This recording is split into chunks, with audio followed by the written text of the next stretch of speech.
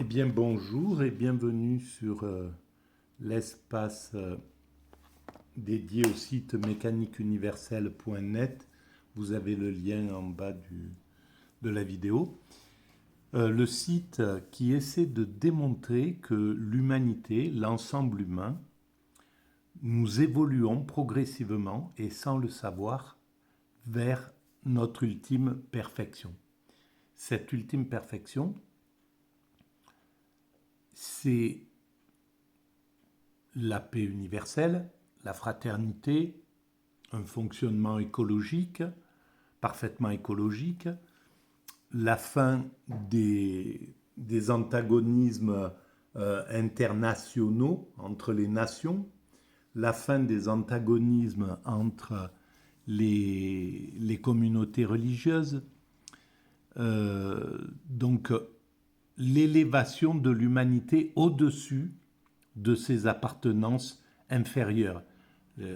Appartenance nationale, appartenance clanique, appartenance de caste, appartenance religieuse, etc. L'humanité aura dépassé cela pour être dans un fonctionnement universel.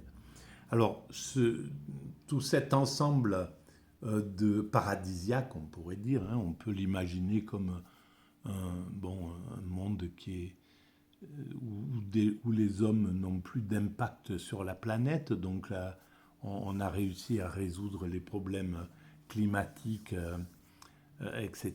Donc je parle d'un temps qui est un peu lointain. Hein. Il reste encore quelques siècles d'évolution. Mais peut-être 3, 4 siècles, 2 siècles, je ne sais pas.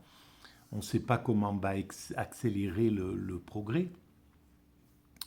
Et la prise de conscience de cette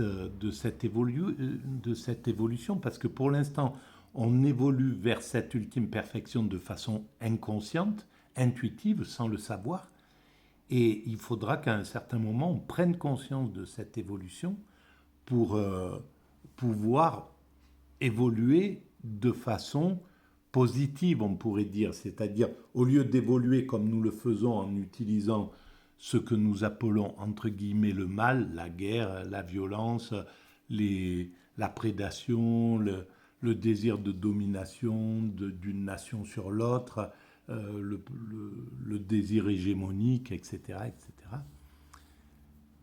Euh, en fait, c'est une évolution à l'aide de nos pulsions qu'on a héritées de nos origines primates, puisque nous étions des primates naturels, on fonctionnait comme à peu près comme vraisemblablement comme les chimpanzés ou les bonobos plutôt.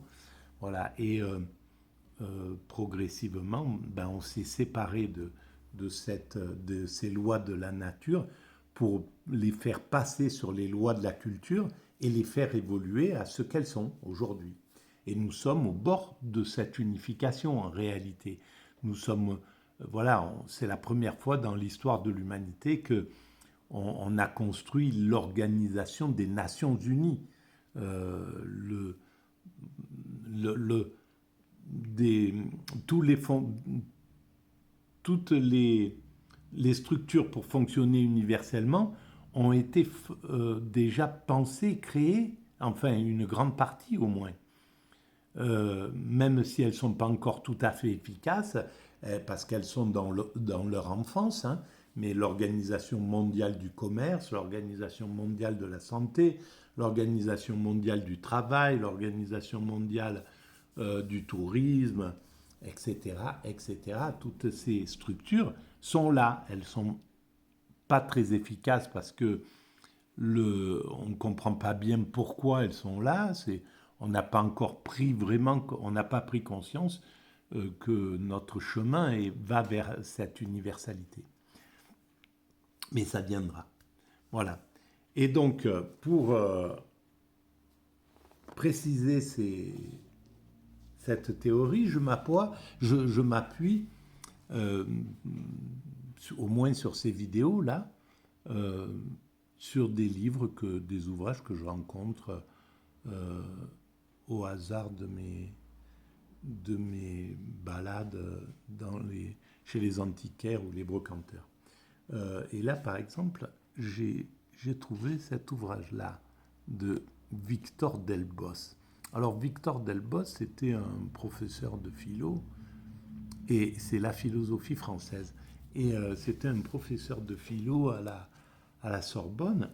Et en fait, j'ai essayé de retrouver quelqu'un qui pourrait parler un peu de lui sur Wikipédia, etc. Et malheureusement, il n'a pas droit à un petit espace. Et je trouve ça vraiment désastreux parce que ce sont des hommes qui ont donné leur existence à l'éducation des autres. Il a écrit ce livre sur la philosophie française qui a servi à des milliers, des dizaines de milliers de personnes pour comprendre un peu, pour préciser des choses, etc. Et en fait, il reste méconnu et je trouve ça tout à fait injuste. Je pense que l'avenir mettra en lumière ce type de personnage. La plupart ont un espace, hein, mais bon, voilà, c'est pour dire, c'est juste un... Je pense que c'est... Voilà, ça me paraît injuste au niveau de la société. Et là, j'ai fait déjà une vidéo sur le dernier chapitre, en fait. C'était celui-là qui... Je ne l'ai pas lu, hein, le livre. Je l'ouvre, je pratique comme ça. J'ouvre, je vois des choses qui m'intéressent. Je les découvre en même temps que je les lis avec dans ces vidéos. Et c'est ce qui donne un peu un côté un peu intuitif comme ça. Je laisse parler mes intuitions. Voilà, c'est de la création spontanée, on va dire. Et donc, sur le chapitre 14, Saint-Simon et Auguste Comte. Donc, j'ai lu dans la première vidéo un petit peu l'histoire de Saint-Simon, c'est très court. Et puis, un petit peu ce que donc Victor Delbos pensait de lui. Alors, on va continuer un peu cette lecture. Donc, apparemment, je vais essayer d'aller un peu plus loin que... donc, apparemment, Saint-Simon, que je n'ai pas lu, prenait ses aises avec la science qu'il utilisait hein, pour sa vision positiviste, en fait, que le progrès pouvait amener l'humanité vers le mieux. Voilà, c'était un peu ça qui le préoccupait et qu'il essayait d'exprimer. Et donc, en fait, je me sens dans cette même veine. Hein. C'était au 19e siècle, au début du 19e siècle. Et donc, il y avait déjà le progrès qui commençait à être là, etc. Voilà. Alors, la préoccupation sociale domine bientôt chez Saint-Simon et finit même par rejeter la préoccupation scientifique. Il ne veut plus seulement systématiser, il veut encore réaliser. En réalité, il veut mettre en pratique. Et c'est vraiment super intéressant qu'au tout début du 19e, donc dans les années 20, 1820, bien avant Marx, bien avant l'apparition des idées communistes, je pense qu'il est, voilà, Saint-Simon s'intéressait à la question sociale. Il avait compris qu'elle était prédominante, qu'elle était importante pour l'évolution de l'humanité. Si on voulait aller vers la fraternité, vers l'unité, vers le mieux, il fallait développer le social, il fallait sortir de... C'est légitime hein, de le comprendre comme ça. Que c'est pas que la science qui peut amener, en fait, c'est pas la technique seule qui peut faire évoluer les mœurs, la science sans conscience n'est que ruine de l'âme. Euh, et donc, il a bien compris qu'il fallait développer l'idée du social. Alors je continue la lecture. Le rétablissement de la paix après Waterloo, parce qu'il y avait c'était l'époque de Napoléon, allait donner à l'activité industrielle un meilleur essor. Incité par la lecture ou la fréquentation des économistes, Saint-Simon voit maintenant dans l'industrie le pouvoir temporel qui doit hériter de la féodalité, comme il avait vu dans la science générale le pouvoir spirituel qui doit hériter de la religion et de la métaphysique. Et c'est tout à fait normal qu'à l'époque, la technique, l'industrie était en plein essor. Et donc, ils fabriquaient des machines pour remplacer les hommes, etc. On a vu que ça a été que tant qu'il n'y a pas de vision humaniste et de vision amoureuse d'autrui, en fait, par le patronat, tant que le patronat ne peut pas, ne s'élève pas à la mystique spirituelle d'aimer son prochain et donc ses ouvriers comme lui-même, eh ben, la technique, l'industrie va abuser complètement de ses employés dans les années 40, etc. Et c'est ce qui a donné naissance justement aux révoltes et au communisme, aux idées socialistes, aux idées anarchistes, etc., etc., qui voulaient essayer de rétablir un peu de justice dans un monde qui était complètement abusé par le patronat. Mais pour lui, évidemment, il était à l'orée de cette industrialisation. Et donc, il n'en voyait que les côtés positifs. Il en voyait surtout les côtés positifs. Voilà. Donc, comme il avait vu dans la science générale, le pouvoir spirituel, donc l'industrie avait le pouvoir spirituel qui doit hériter de la religion et de la métaphysique. En fait, c'est un hyper intuitif, Saint-Simon, c'est-à-dire que voilà, il peut changer d'avis, il peut passer d'une chose à une autre à mesure qu'il découvre des choses. Quand il découvre la science, il pense que la science, elle va tout résoudre. Quand ensuite il découvre l'industrie, il pense que l'industrie va tout résoudre, etc. Voilà, c'est un hyper intuitif, tout simplement, et donc faut le prendre comme tel. Il prend pour devise tout par l'industrie et tout pour elle. Voilà, donc c'est vraiment la devise de celui qui fait confiance à bloc à l'industrie à ce moment-là. Ce ne sont pas les gouvernants officiels, ce sont les industriels qui détiennent la véritable puissance. Donc en fait, il veut déborder le politique, et le politique, c'est Napoléon, et il a raison dans ce sens. Napoléon, bah, c'est un politique qui veut imposer son diktat sur l'Europe. Et Saint-Simon veut unifier l'Europe. Et très certainement que Napoléon voulait unifier l'Europe par le glaive. Et donc Saint-Simon pense que c'est par l'industrie que ça doit se faire. Il faut que la société reçoive l'organisation la plus favorable à l'industrie. Voilà désormais le grand motif inspirateur des idées et des plans de réforme qu'il expose dans des recueils successifs. L'industrie, 1817-1818, la politique, 1819, l'organisateur, 1820, le système industriel, 1821-22, le catéchisme des industriels, 1822, avec des collaborateurs tels qu'Augustin Thierry et Auguste Comte.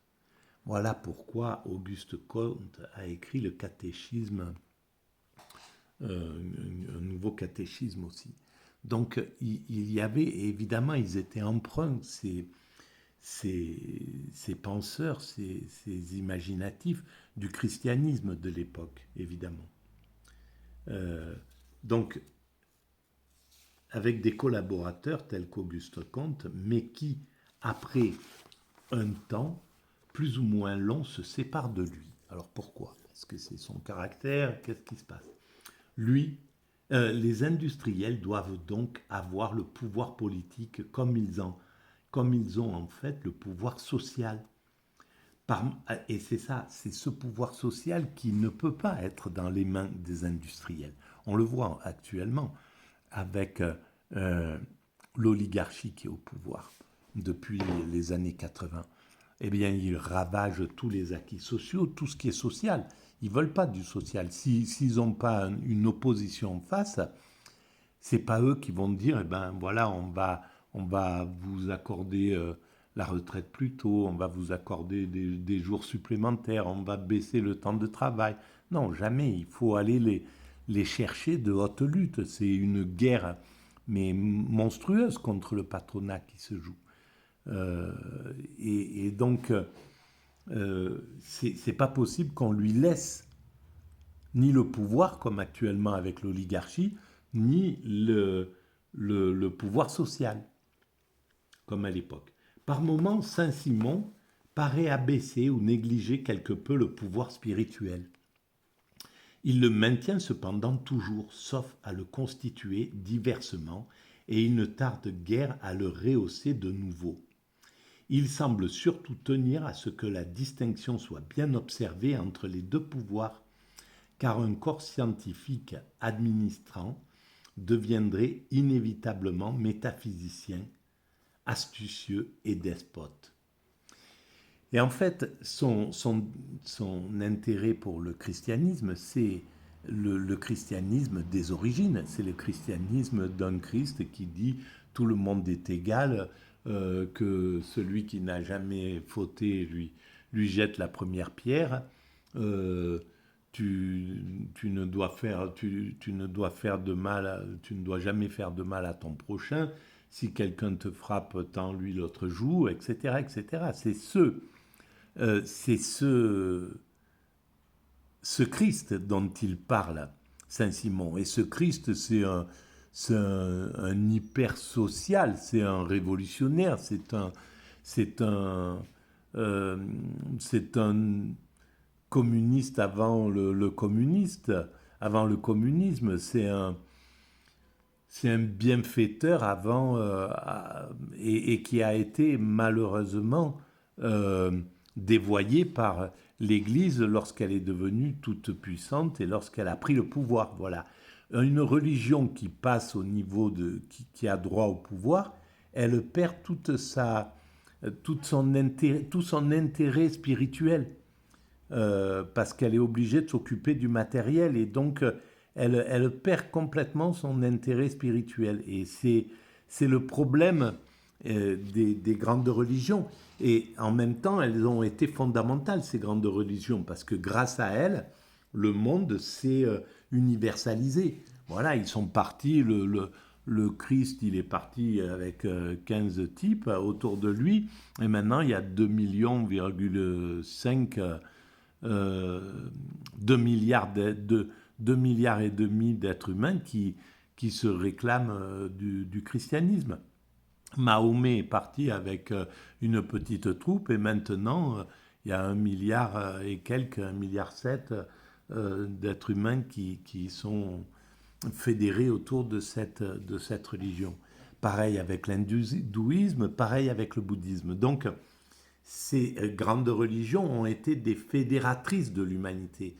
Elles ont permis, jusqu'à un certain moment, elles ont grossi, elles ont fédéré de plus en plus de monde, donc unifié de plus en plus l'humanité, et puis à un certain moment, c'était stationnaire. Et donc il y a autre chose qui prend le pouvoir, et ça a été le marché. Le marché, la mode, a continué l'universalisation. Voilà, la mondialisation, c'est ça qui a fait que un Chinois, un Inuit, un Aborigène, un Américain, un Africain, un Européen font du rap, s'habillent à peu près pareil, ont les mêmes codes, etc., etc., les mêmes icônes. Voilà, bon, c'était une façon de continuer l'unification. Mais maintenant, il faut passer à la prochaine. La prochaine, c'est l'unification globale, et qui est une unification euh, par l'amour en somme. Voilà, une unification qui va faire que on va dépasser les antagonismes. Mais c'est la prochaine étape. Elle viendra automatiquement parce qu'on le voit bien. Les mécanismes sont comme ça. Quand un système arrive au maximum de ses possibilités, il y a un autre système intuitivement qui se met en place pour continuer sur un autre modèle. Voilà. Je vais arrêter là pour cette vidéo et je vous dis d'abord merci de votre écoute. Et puis, je vous dis, si vous pensez que ces vidéos atypiques ont un intérêt pour la collectivité, vous pouvez mettre des pouces, vous abonner, ça fait avancer la visibilité, écrire des commentaires si vous voulez, j'y réponds toujours, et puis, voilà, en parler autour de vous. Voilà, je vous remercie, à très bientôt.